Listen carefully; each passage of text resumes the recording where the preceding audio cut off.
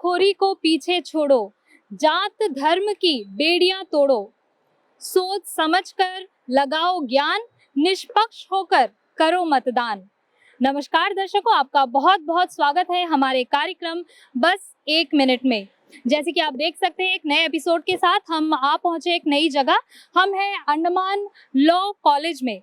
तो यहाँ ये जो लॉ कॉलेज है ये स्थापित हुई थी 2016 में और तब से लेकर आज तक ये एक बेहद प्रतिष्ठित संस्थाओं में अपना नाम बना चुकी है और यहाँ द्वीपों के छात्रों और छात्राओं को ये कानून एवं न्याय के विषय में शिक्षित करने एवं समाज में उन्हें प्रतिष्ठित करने में कार्यरत है। तो इस कार्यक्रम के माध्यम से हम इस कॉलेज के छात्रों और छात्राओं से मिलेंगे और उन्हें जानकारी देंगे और जागरूक करेंगे हमारे इस इलेक्शन और चुनाव के मामले में।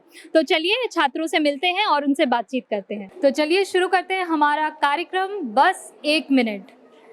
तो ये है हमारे कंटेस्टेंट्स। आप सभी कौन से ईयर में हैं? Second year.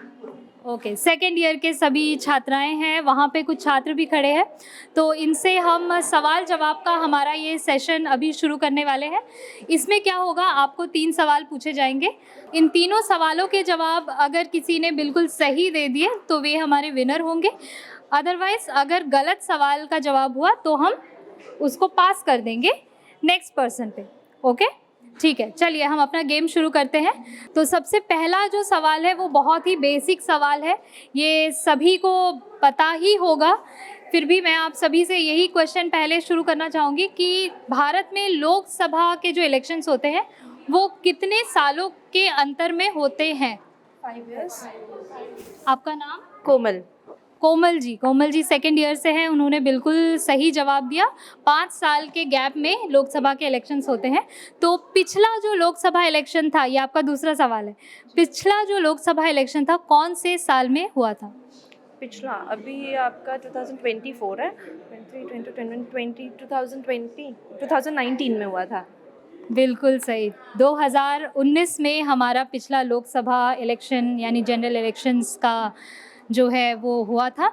अब तीसरा सवाल हम आपसे करेंगे कोमल जी, लेकिन उससे पहले आप हमें कुछ अपने बारे में बताइए। आपने लॉ कॉलेज क्यों ज्वाइन किया, कौन से ईयर में ज्वाइन किया, कैसा आपको लग रहा है, और मतलब ये जो इलेक्शंस का दौर है आपका कौन सा इलेक्शन, मतलब अभी आप पहली बार वोट देंगे? जी, पहली बार दूंगी। ओके, तो कैसा फील हो रहा है, क्यों लॉ कॉलेज ज्वाइन किया आपने? मैम, मेरा 12th के पहले से ही मुझे लॉ ज्वाइन करना था। ये बहुत स्ट्रॉन्ग फील्ड है and one of the evolving fields है अंडमान में, और ये मेरा फर्स्ट सिलेक्शन है लोकसभा इलेक्शंस। एंड मैं एक्साइटेड भी हूँ और थोड़ा नर्वस भी हूँ क्योंकि मुझे सही कैंडिडेट को वोट देना है। और मैं सबसे यही रिक्वेस्ट करूँगी कि वो भी अपने फुल माइंड यूज़ करके एक अच्छे कैरिस्मेटिक कैंडिडेट को ही वोट दें। बहुत ही बढ़िया, बहुत सही कहा आपने, क्योंकि हमारी जिम्मेदारी है बहुत बड़ी, क्योंकि हमारा एक वोट भी बहुत ज़्यादा काउंट करता है, हमें रिस्पॉन्सिबल होना चाहिए उसके लिए। तो इसी से हम आपके जो तीसरे सवाल हम आपसे करना चाहेंगे। हम सभी जानते हैं कि जो पार्टीज़ होती हैं जिन्हें हम वोट देते हैं, उनमें से जब हम वोटिंग के लिए जाते हैं तो एक सिंबल आपने देखा होगा जिसे कहते हैं NOTA। देखा है, right? So what is the full form? Full form of NOTA, I don't know the full form of NOTA. Anyone from here? आपका नाम? शायंतिका मिस्त्री। शायंतिका, आपको पता है what is the full form of NOTA, NOTA? या it means none of the above, कोई भी party में मैं वोट नहीं कर रही हूँ। राइट, बिल्कुल सही कहा आपने। तो शायंतिका ने ये आंसर दिया है कि NOTA का फुल फॉर्म होता है नन ऑफ दी अबव, यानी कि जो भी ऊपर दिए गए सिंबल्स होते हैं उनमें से किसी को भी ये अपना मत नहीं देना चाहती, अपना मतदान इन्होंने नोटा में दिया है। नोटा यानी कि आपने क्या किया, अपना जो इलेक्शन करने का ये जो आपका अधिकार था उसको आपने गंवा दिया। एक तरह से इसी तरह होता है ना कि आपने किसी को भी नहीं चुना तो आपका जो वोट है वो गिना ही नहीं जाएगा। तो इस तरह का होता है। तो ये एक आग्रह भी आप मान सकते हैं, जबकि ये आपका ऑब्वियसली आप ही का डिसीजन है कि आप किस में देना चाहेंगे। नोटा में देने का अर्थ होता है कि आपका वोट काउंट नहीं होगा, राइट? तो चलिए हम आपसे दूसरा सवाल करते हैं शांतिका। शांतिका, आप हमें ये बताइए कि हमारे जो 2019 में इलेक्शन हुए थे उसमें कितने नेशनल पार्टीज़ ने पार्टिसिपेट किया था? आई थिंक तब टोटल 6 नेशनल पार्टीज़ थे। तो मैंने सवाल किया था कि कितने नेशनल पार्टीज़ थे 2019 लोकसभा इलेक्शंस में, और शांतिका ने आंसर दिया था 6, जो कि बिल्कुल सही जवाब है। 6 नेशनल पार्टीज़ थी हमारे 2019 के लोकसभा इलेक्शंस में। बहुत ही बढ़िया। तो लोकसभा, जैसे कि हम कहते हैं lower house of the parliament, उसमें टोटल कितने मेंबर्स होते हैं? 543। 543 मेंबर्स। श्योर? श्योर। कोई और बताना चाहेगा जिसके पास कोई दूसरा आंसर हो इसका? 543 मेंबर्स लोकसभा में, यानी कि हमारे lower house of the parliament में टोटल कितने मेंबर्स होते हैं? आपका नाम? कीर्तना श्री। कीर्तना कितने मेंबर्स होते हैं? 545। 545 एग्जैक्टली, टोटल 545 मेंबर्स होते हैं। तो उसमें से हम कीर्तना, क्योंकि आपने सही जवाब दिया, आपसे मैं दूसरा सवाल करना चाहूँगी। 545 मेंबर्स में से कितने मेंबर्स इलेक्टेड होते हैं और कितने मेंबर्स सेलेक्टेड होते हैं? इलेक्टेड 543 इलेक्टेड होते हैं एंड 2 सेलेक्टेड होते हैं। ओके, वेरी नाइस, बहुत सही कहा आपने। आप कहाँ रहते हैं? फनिक्स वे। फोनिक्स बे में रहती है, तो फोनिक्स बे से आप डेली यहाँ तक जर्नी करते हैं। ओके, आप हमें बताना चाहेंगी कि हमारे आइलैंड्स में जो ट्रांसपोर्टेशन की फैसिलिटी है वो कैसी है, या फिर आप अपना कोई एक मतलब एक्सपीरियंस शेयर करना चाहेंगी? कभी ऐसे ट्रांसपोर्टेशन के दौरान कोई डिफ़िकल्टी या कोई इंटरेस्टिंग कुछ हुआ है आपके साथ? मेरे लिए तो मैम इजी लगता है, क्योंकि हम यहीं फनिक्स वे में रहती, तो बहुत इजी लगता है आने को। बाकी लोगों को जो हॉस्टल से आते हैं उन लोगों को शायद ये बसेस वगैरह में आने में प्रॉब्लम होती है, टाइम उन लोगों को लेट हो जाता, कभी कभी क्लासेस लेट आने लग जाते, तो वो जो हॉस्टलर्स होते हैं उन लोग के लिए थोड़ा सा प्रॉब्लमेटिक भी है। वहाँ से यहाँ कॉलेज तक ट्रैवल करके आना वो लोग के लिए प्रॉब्लमेटिक है। आपने लॉ को एज अ क्यों अपना सब्जेक्ट चुना? मैम बहुत पहले से ही हम कुछ चाहती थी कि ये मेरे को अपना प्रोफेशन बनाना है, लॉ एडवोकेट बनना है करके, तो इसीलिए लॉ चूज़ किया मैंने। बहुत ही बढ़िया। ओके, तो हमने आपसे जो पिछला सवाल किया था वो कितने सेलेक्टेड और कितने इलेक्टेड मेंबर्स हैं लोकसभा के, इसके बारे में किया था। अब नेक्स्ट क्वेश्चन और आखिरी सवाल मैं आपसे करना चाहूँगी। अगर इसका सही जवाब आपने दिया तो आप हमारे विनर बन जाएंगे। ओके, तो आखिरी सवाल क्या लगता है, डिफ़िकल्ट होगा? डिफ़िकल्ट होगा? नहीं, डिफ़िकल्ट नहीं होगा। आई थिंक ये सभी को पता ही होना चाहिए। जो आखिरी सवाल मैं ये करना चाहती हूँ, ये जो 2 सेलेक्टेड मेंबर्स के बारे में इन्होंने बताया, वो 2 सेलेक्टेड मेंबर्स किस ग्रुप में आते हैं? किस ग्रुप में ma'am? Educated. Who are these 2 members? I think Lok Sabha speaker. Sorry, कोई और? आपका नाम? आलिया। आलिया, बताइए। मे बी माइनॉरिटी कम्युनिटीज़ या फिर OBC categories. Not OBC, anyone? They are not OBCs. आपका नाम? रज़िया बानू। सॉरी? रज़िया बानू। रज़िया जी, आप बताइए। Anglo Indians. Perfect, Anglo Indians. तो ये जो 2 सेलेक्टेड मेंबर्स होते हैं वो एंग्लो इंडियन कैटेगरीज से होते हैं। तो ये जो 2 सेलेक्टेड कैंडिडेट्स होते हैं ये एंग्लो इंडियंस में से होते हैं, और इन्हें इसीलिए चुना जाता है क्योंकि हमारे जो संविधान में है वो सभी कैटेगरीज़ को अपने लोकसभा के मेंबरशिप में रखना चाहती है, और चाहती है कि ये सभी हमारे लोकतंत्र का हिस्सा बने। इसीलिए इन 2 एंग्लो इंडियंस मेंबर्स को चुना जाता है, और इन्हें विदाउट इलेक्शन ही चुना जाता है। बाकी के जो मेंबर्स होते हैं वो इलेक्टेड होते हैं, राइट। तो अभी हम किन के पास जाएंगे? हमारे यहाँ पे जो भाई मौजूद हैं, आप हमें ये बताइए कि आप सभी ने, आप में से एक एक करके बताइए, आपने लॉ को क्यों चुना? लॉ एक प्रोफेशनल कोर्स है, इसीलिए चुना। बाकी भी बहुत सारे प्रोफेशनल कोर्स है, वाई लॉ? लॉ में इंटरेस्ट था इसीलिए। ये तो सबसे इंटरेस्टिंग सब्जेक्ट कौन सा है? लॉ में taught. What is that? Tort is a civil case. तो आप लोग यहाँ पे लॉ पढ़ रहे हैं, तो लॉ का क्या महत्व है एक सोसाइटी के गठन में? लॉ क्या भूमिका प्ले करती है? पहले तो सबको जस्टिस तो मिलता है लॉ के द्वारा, और मतलब लॉ ने बस एक रूल्स एंड रेगुलेशन भी क्रिएट करके रखा है जो सोसाइटी में जब सब एकदम मतलब इक्वली रहने के लिए बस। ओके, तो हम आप लोगों से भी बातचीत करेंगे। तो सबसे पहले हम आप लोगों से जो सवाल करना चाहेंगे ये है कि हमारे भारत का जो इलेक्शंस है, हमारे भारत में जो इलेक्शंस होते हैं वो कौन सी कॉन्स्टिट्यूशनल बॉडी उसे रेगुलेट करती है, सारे इलेक्शंस के मामलों का जो है निरीक्षण करती है, और कंडक्ट कौन सी बॉडी करती है? प्लीज़ हाथ उठाइए आप में से जो भी आंसर जानता हो। ओके, आपका नाम? मूव भरद्वाज। ओके, आप बताइए कि कौन सी कॉन्स्टिट्यूशनल बॉडी होती है? Election commission of India. बिल्कुल सही कहा इन्होंने। इलेक्शन कमीशन ऑफ इंडिया वो बॉडी होती है, इंडिपेंडेंट बॉडी होती है जो इलेक्शंस को कंडक्ट करती है, राइट। तो आप हमें ये बता सकते हैं कि प्रेजेंटली हमारे chief election commissioner of India कौन है? आप बताइए। राजीव कुमार। कि राजीव कुमार, बिल्कुल। आपका नाम? प्रोमित सरकार। प्रोमित सरकार ने बिल्कुल सही जवाब दिया। राजीव कुमार जी हमारे चीफ इलेक्शन कमिश्नर हैं इंडिया के, और उनके साथ ही 2 और इलेक्शन कमिश्नर्स को चुना जाता है। तो 2024 के इलेक्शन में जो बाकी के 2 इलेक्शन कमिश्नर्स को चुना गया है उनके नाम क्या हैं? उनके नाम यहाँ से कोई बताना चाहेगा? आप में से कोई? भारत के चीफ इलेक्शन कमिश्नर के साथ 2 और इलेक्शन कमिश्नर्स को नियुक्त किया जाता है। भारत के जो भी इलेक्शंस है उन्हें हैंडल करने के लिए, उन्हें कंडक्ट करने के लिए उन 2 चीफ इलेक्शन कमिश्नर्स के नाम क्या क्या हैं जो 2024 के इलेक्शन के लिए चुने गए हैं?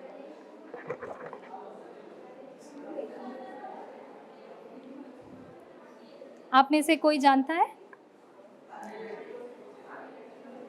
आपका नाम? शाइना जी। शाइना, आप जानती हैं कि चीफ इलेक्शन कमिश्नर का काम क्या होता है? ओके, तो जो 2 इलेक्शन कमिश्नर्स को इस बार 2024 के इलेक्शंस में नियुक्त किया गया है वे हैं सुखबीर सिंह संधू और एक है ज्ञानेश कुमार। तो ये 2 और हमारे चीफ इलेक्शन कमिश्नर, ये तीनों मिलकर ये सभी इलेक्शन से रिलेटेड चीज़ों को हैंडल करेंगे और इलेक्शंस को सही तरीके से कंडक्ट हो ये चीज़ निरीक्षण करेंगे। ओके, तो आप सभी 3rd ईयर से हैं? ओके, तो अब हम दूसरे सवाल पर बढ़ते हैं। अगला सवाल जो मैं करने जा रही हूँ ये बहुत ही जनरल और बहुत ही इजी सवाल है जो आप सभी को इसके आंसर पता होने चाहिए क्योंकि आप 3rd ईयर में हैं, ऑब्वियसली पता ही होगा।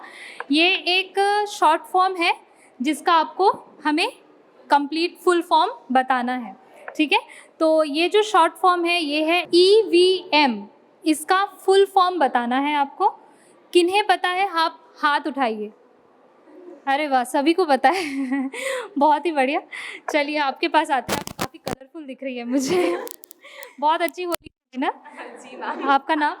My name is Pilta Rajnandini and जो EVM का फुल फॉर्म है वो है इलेक्ट्रॉनिक वोटिंग मशीन। बहुत ही बढ़िया।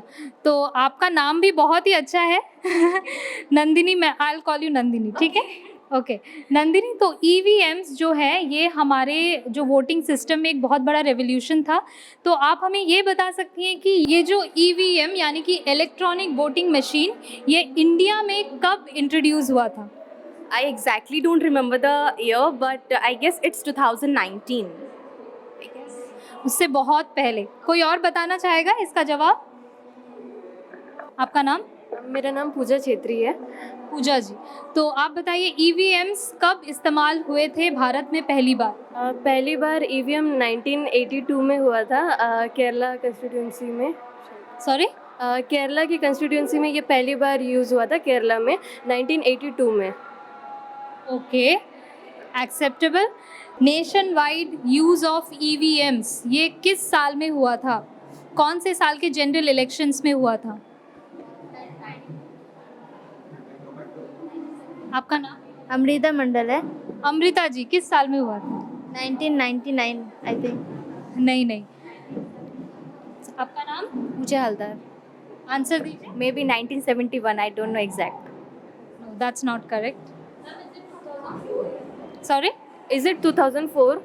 बिल्कुल सही। 2004 में नेशन वाइड ईवीएम्स को यूज़ किया गया था इन जनरल इलेक्शंस। जैसे कि ईवीएम्स हमारे वोटिंग सिस्टम में एक बहुत बड़ा रेवोल्यूशन लाया था, तो उससे कौन सी चीज़ें आसान हो गई, कौन सी चीज़ों में मतलब क्या हुआ है, उससे क्या चीज़ें सही हुई हैं, आसान हुई हैं वोटिंग में?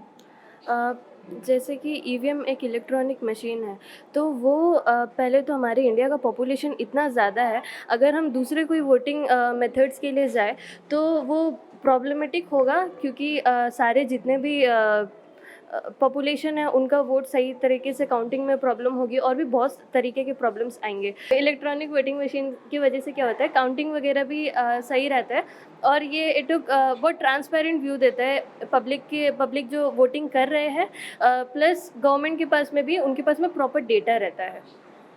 बिल्कुल सही कहा। तो इन सभी चीज़ों के लिए हमें जो ईवीएम्स है वो बहुत ज़्यादा मदद करती हैं। अब आपका जो अगला सवाल मैं पूछने जा रही हूँ वो मैं इन्हीं से पूछूंगी, क्योंकि इन्होंने सही जवाब दिया है। आपका जो दूसरा सवाल है आपको, वो ये है कि हमारे भारत में जो पहले पार्टी थे, जो नॉन कांग्रेस पार्टी थी, वो थी जनता पार्टी, दी जनता पार्टी। तो जनता पार्टी के द्वारा जो हमारे प्राइम मिनिस्टर उस साल इलेक्ट हुए थे, वे कौन थे?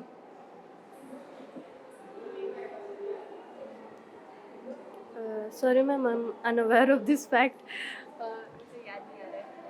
Okay, anyone else wants to try?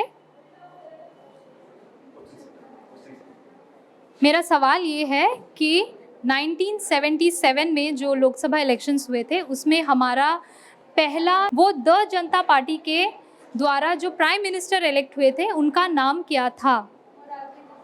Sorry, आपका नाम? माजिदा नजरीन। आपका आंसर क्या है? मुरारजी देसाई। मुरारजी देसाई। वे हमारे पहले नॉन कांग्रेस पार्टी द्वारा इलेक्टेड प्राइम मिनिस्टर थे। बिल्कुल सही कहा आपने। और मैं आप ही से दूसरा सवाल करना चाहूँगी कि हमारे जो संविधान में अमेंडमेंट्स होते हैं, आप जानते हैं what is amendments? Right, what is amendment? जो भी रूल्स जो चेंज होता है, जो भी अमेंड होता है कॉन्स्टिट्यूशन में, जो भी चेंजेस आता है उसको अमेंडमेंट बोलते हैं। राइट। तो 61st अमेंडमेंट ऑफ कॉन्स्टिट्यूशन, इसका क्या महत्व है? इसमें क्या चेंजेस लाए गए थे? वोटिंग एज जो था उसमें चेंजेस लाया गया था।